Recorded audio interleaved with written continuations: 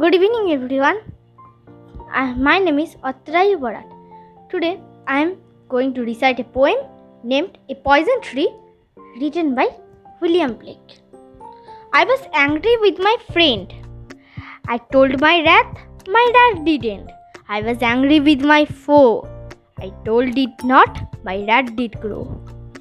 And I watered it in fears, night and morning with my tears.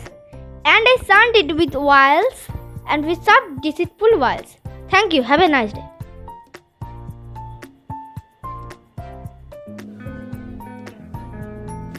নমস্কার, আমার নাম দেবাদিত্য চাবড়ি। আমি পঞ্চম শ্রেণীতে পড়ি। আমি আপনাদের সামনে কবি সত্যেন্দ্রনাথ দত্তের লেখা বাংলাদেশ কবিতাটি শোনাতে যাচ্ছি। বাংলাদেশ, সত্যেন্দ্রনাথ দত্ত। কোন দেশেতে তরুলতা সকল দেশে চাইতেছে, কোন দেশেতে চলতে গেলে দলতে হারে দুর্বা কমল, কোথায় বলে সোনার ফসল, সোনার কমল ফোটে রে, সে আমাদের বাংলাদেশ, আমাদেরই বাংলা রে। কোথায় ডাকে দোয়েল শ্যামা নিয়ে গাছে গাছে নাচে, কোথায় ডাকে, কোথায় জলে মরাল জলে মোরালি তার পাছে পাছে, বাবুই কোথা বাসা বনে, চাতক পাখি ডাকে রে, সে আমাদের বাংলাদেশ, আমাদেরই বাংলা রে। কোন দেশের দুর্দশায় মোরা সবার অধিক পাইরে দুঃখ, কোন দেশের গৌরবের কথায় বেড়ে ওঠে মোদের বুক, মোদের পিতৃপিতামহের চরণ ধুলি কোথায় রে, সে আমাদের বাংলাদেশ, আমাদেরই বাংলা রে। নমস্কার।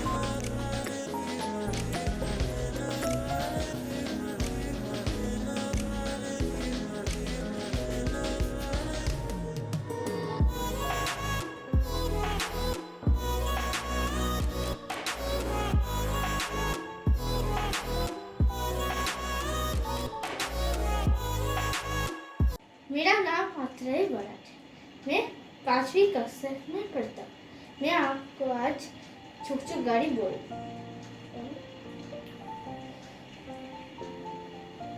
छोटी मेरी रेल, रे बाबू छोटी मेरी रेल, हट जाओ भैया, मैं ही न जानो फिर कुछ भैया टकरा जाए रे।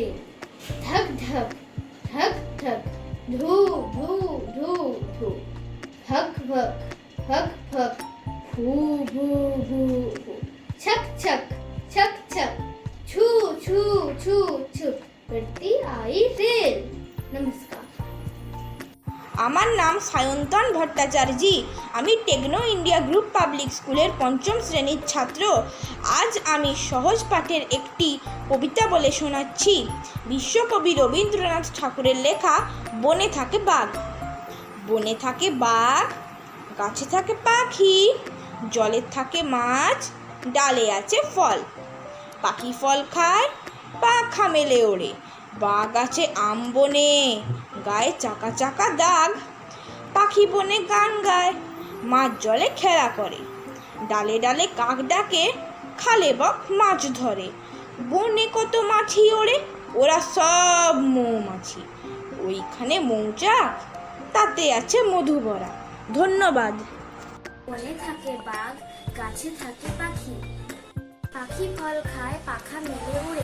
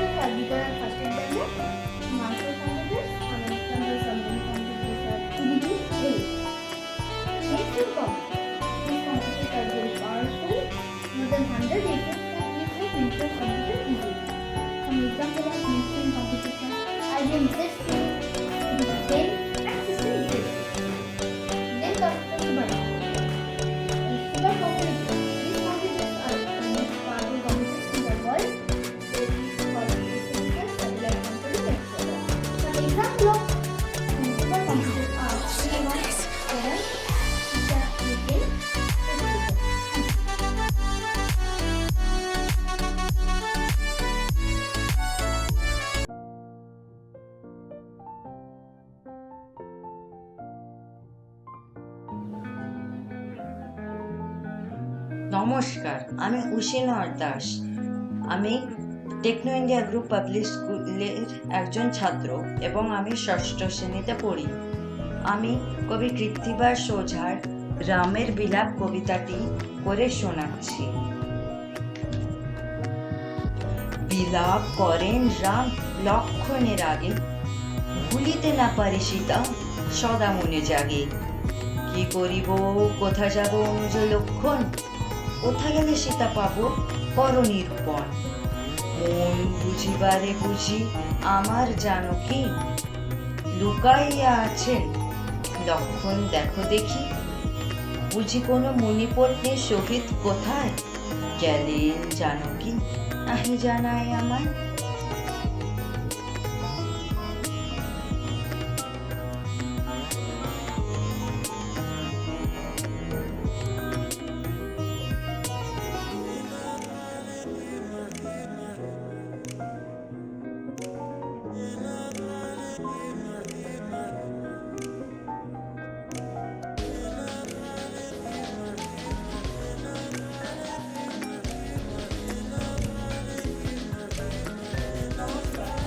আমি আজ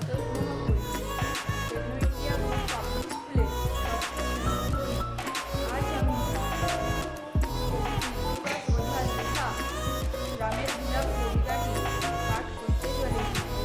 রামের বিলাপ বিলাপ করে রাম লক্ষণের আগে, ভুলিতে না পারি সীতা সদা মনে যাবে। কি করিব কোথা যাব অনুজ লক্ষণ, কোথা গেলে সীতা পাবো পর নিরূপণ। মন বুঝিবারে বুঝি আমার জানকী, লুকাইয়া আছে লক্ষণ দেখো দেখি। বুঝি কোনো মুনিপত্নী সহিত কোথায় গেলেন জানকী নাহি জানায় আমার। নমস্কার। নমস্কার, আমি স্বস্তিকা দাস। আমি টেকনো ইন্ডিয়া গ্রুপ পাবলিক স্কুলের ষষ্ঠ শ্রেণীতে পড়ি। আজ আমি কবি কৃত্তিবাস ওঝার লেখা রামের বিলাপ পদ্যটি পাঠ করে শোনাব। রামের বিলাপ কৃত্তিবাস ওঝা। বিলাপ করেন রাম লক্ষণের আগে, ভুলিতে না পারি সীতা সদা মনে যাবে। কি করিব কোথা যাব অনুজ লক্ষণ, কোথা গেলে সীতা পাব পর নিরূপণ। মন বুঝিবারে বুঝি আমার জানকী, লুকায়া আছেন লক্ষণ দেখো দেখি। বুঝি কোনো মণিপত্নীর সহিত কোথায়, গেলেন জানকী নাহি জানায় আমায়। গোদাবরীর তীরে আছে কমল কানন, তথা কি কমলমুখী করেন ভ্রমণ। পদ্মালয়া পদ্মমুখী সীতারে পাইয়া, রাখিলেন বুঝি পদ্মবনে লুকাইয়া। চিরদিন পিপাসিত করিয়া প্রয়াস, চন্দ্রকলা ভ্রমেরাহু করিল কি গ্রাস।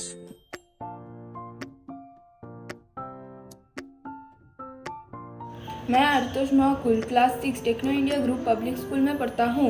आज मैं शोभा देवी मिश्रा की लिखी हुई तितली और कली कविता पाठ करने जा रहा हूँ। हरी डाल में लगी हुई थी नन्ही सुंदर एक कली, तितली उससे आकर बोली तुम लगती हो बड़ी भली। अब जागो तुम आंखें खोलो और हमारे संग खेलो, फैले सुंदर महक तुम्हारी महके सारी गली गली। धन्यवाद।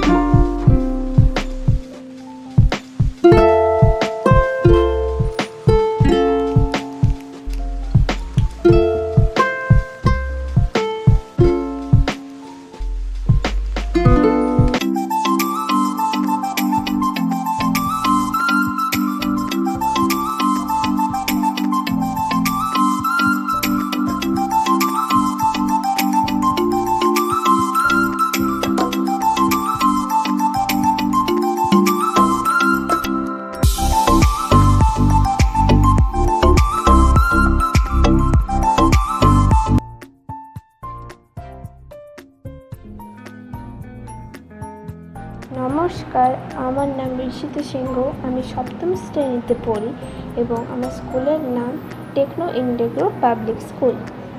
আমি আজ যে কবিতাটি পড়ে শোনাতে চলেছি তার নাম আদর্শ শিষ্য।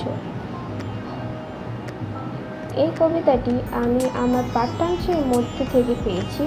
আদর্শ শিষ্য কবিতাটির লেখকের নাম হলো কাশিরাম দাস। তিনি সপ্তদশ শতাব্দীর কবি। জন্মগ্রহণ করেছেন বর্ধমান জেলার কাটোয়ার মহকুমার সিংহি গ্রামে। পিতার নাম কমলাকান্ত দাস। মহর্ষি কৃষ্ণ দ্বৈপায়ন বেদব্যাস প্রণীত সংস্কৃত ভাষায় রচিত মহাভারতের ভাবানুবাদ করেছিলেন। বাংলা মহাভারতের জনপ্রিয় কবি কাশিরাম দাস মহাভারতের ভাবানুবাদ করে বাঙালির কাছে অত্যন্ত প্রিয় ও শ্রদ্ধেয় ব্যক্তি পরিণত হয়েছেন। তাঁর কাব্যের নাম ছিল ভারত পাঁচালী এবং আদর্শ শিষ্য কবিতাটি ভারত পাঁচালী গ্রন্থ থেকেই নেওয়া হয়েছে। এখন আমি আদর্শ শিষ্য কবিতাটি পাঠ করে বালনায় শোনাচ্ছি। অবন্তীনগরে তিজু ছিল একজন, তার স্থানে শিষ্যগণ করে অধ্যয়ন। আরণ্যে নামেতে শিষ্য ছিল একজন, ডাকি তারে গুরু আজ্ঞা করিল কতক্ষণ। ধানক্ষেত্রে জল সব যাইছে বহিয়া, যত্ন করি আলি বাঁধি জল রাখো গিয়া। আজ্ঞা মাত্র আরণ্যে যে করিল গমন, আলি বাঁধি ধারে বহু করিল যতন। দণ্ডে খুঁটিয়া মাটি বাঁধে দৃঢ় বলে, রাখিতে না পারে মাটি অতি বেগ জলে। পুনঃ পুনঃ শিষ্যগণ করিল যতন, নারীতে ক্ষেত্রে জল করিল বন্ধন। নমস্কার।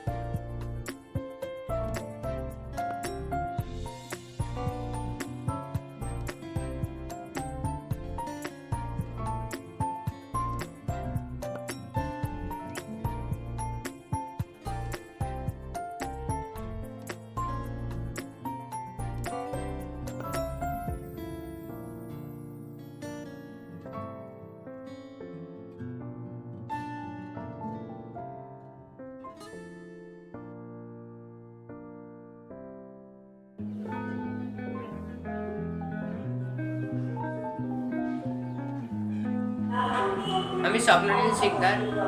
আমি Techno India Group Public School মেদিনীপুরের অষ্টম শ্রেণীর ছাত্র। আজ আমি একটি কবিতা স্বর্ণ মৃগরূপে মারিচ কৃত্তিবাস ওঝা। মারিচের করে ধরি কহে লঙ্কেশ্বর, নিশাচর বীর বিচিত্র সুচিত্র তার সুবর্ণ স্বরূপ।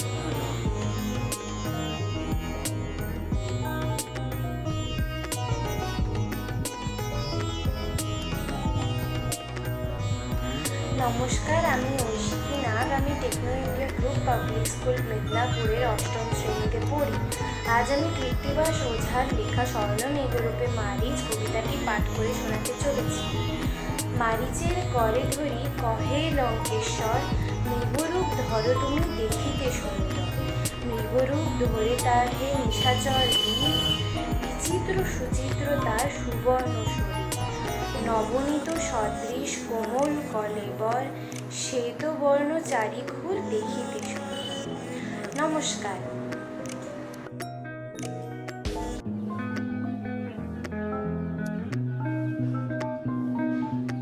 নমস্কার, আমার নাম অনির্বাণ রানা আর আজকে আমি একটা কবিতা বলতে যাচ্ছি। ঘড়ি, উপেন্দ্র কিশোর রায়চৌধুরী। ঘড়ি বলে আমি ভাই 40,000 টিকটিক, কখনো না বসে খাই, সময় রাখি টিকটিক। টিকটাক টিকটাং ডং ডং ডং, আমি থাকি ঘিরে যাই উঁচুতে মোড়ে বাসা, রোদ বৃষ্টি সয়ে ভাই, সময় রাখি ভাষা। টক টক টক টক ডং ডং ডং, ঘরে ঘরে আমি ভাই থাকি সদা বসে, খেতে নাই পাই তবু কাজ করি কষে। টিকটাক টিকটাক টং টং টং।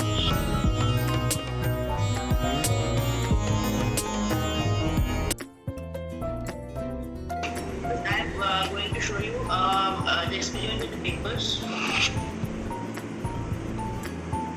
Then I have kept 2 pieces of paper, and next I am moving to the plane surface, means the surface which don't have any cover, which don't have any cover over it.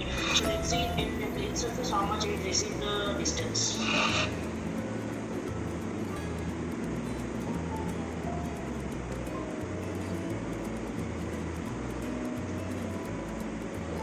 In plane surface, it is a distance of 67 centimeters. Rod fell in the normal surface and this how much longer it went. The distance is 105 feet. Same problem.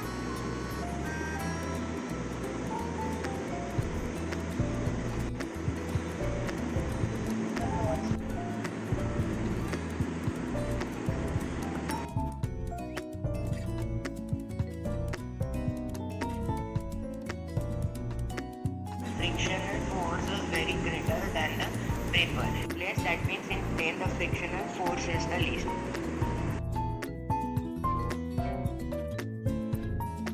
I have the paper, ma'am, in this, ma'am, and I will roll the pencil, and ma'am, then I will be rolling till here, ma'am. It is, ma'am, 7. It has. But next time you start paper. Ma'am, then you can remove to 31 centimeter.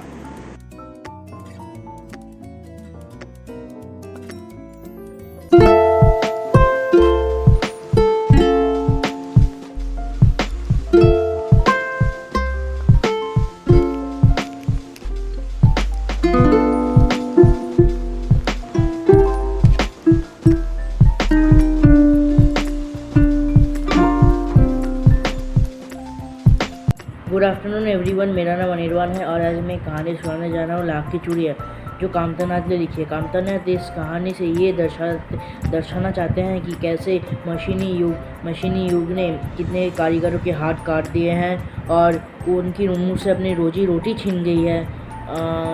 ये कहानी इसी को दर्शाती है।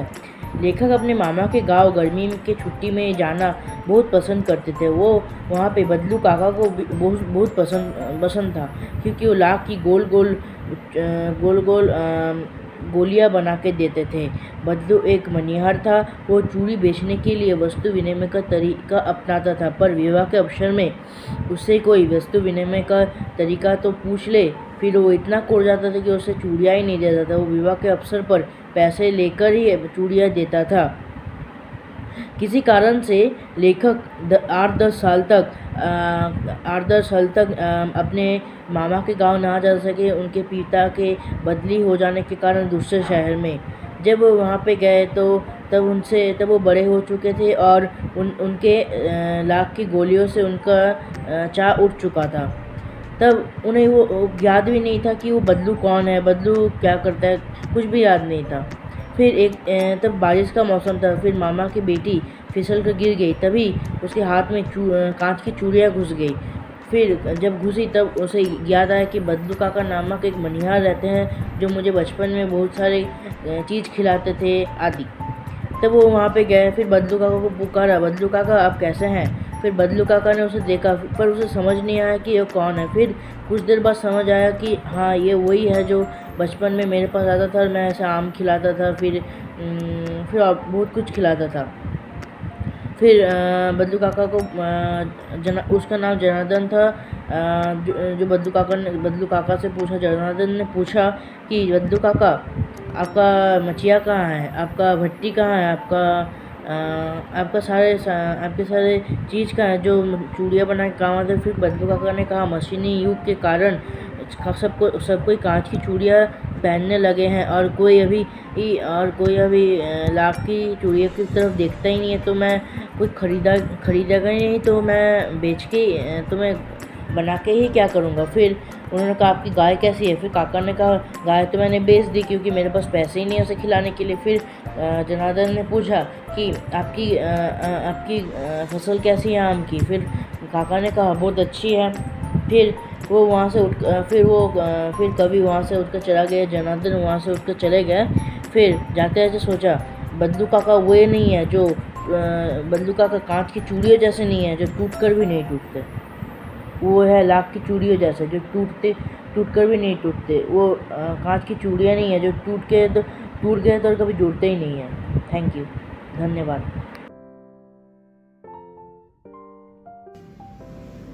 Myself, Swapnanil Siddhar of class 8 from TIGPS Midnapur. Today I will recite a poem, The Rime of the Ancient Mariner by Samuel Taylor Coleridge. The sun now rose upon the right, out of the sea came he, still hid in the mist, and on the left went down into the sea.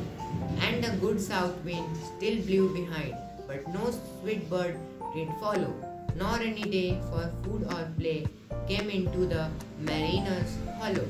And I had done a hellish thing, and I would work M.O.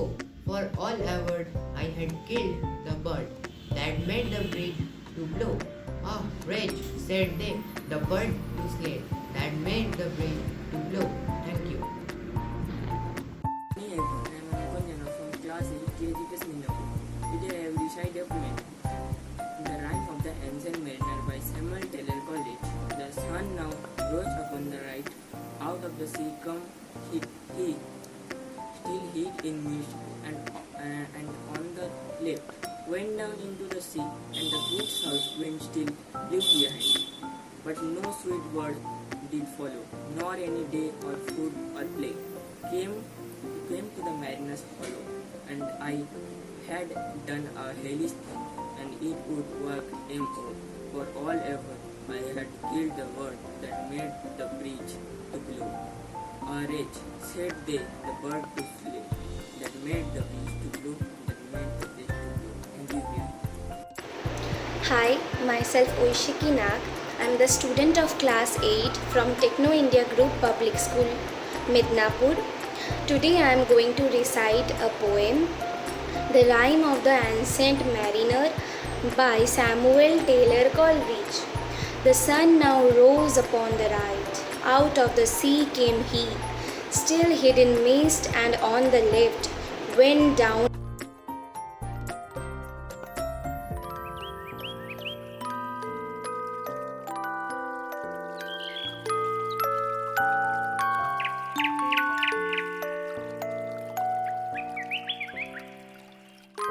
बड़ी ज़मीन पे गाड़ के कहा कि यही संसार का केंद्र है।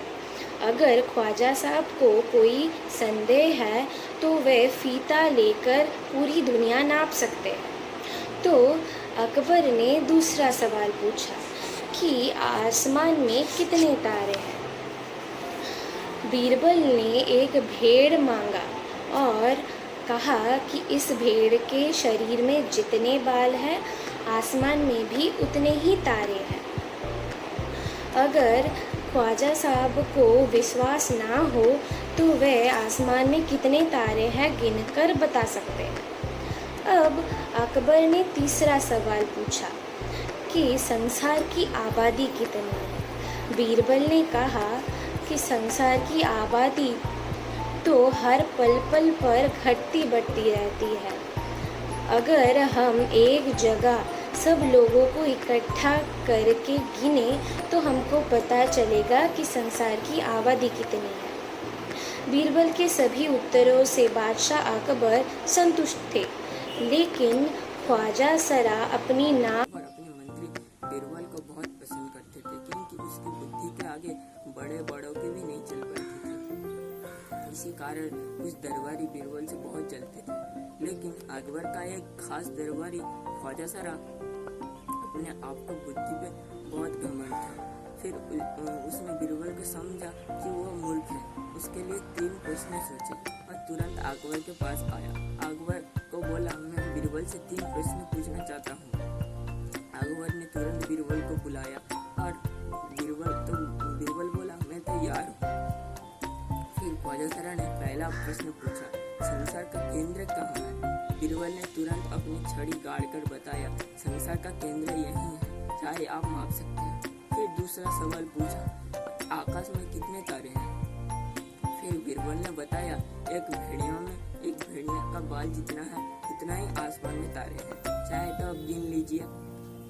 फिर तीसरा सवाल पूछा, संसार का आबादी कितना है? बीरबल ने बताया, संसार का आबादी बढ़ता और घटता है।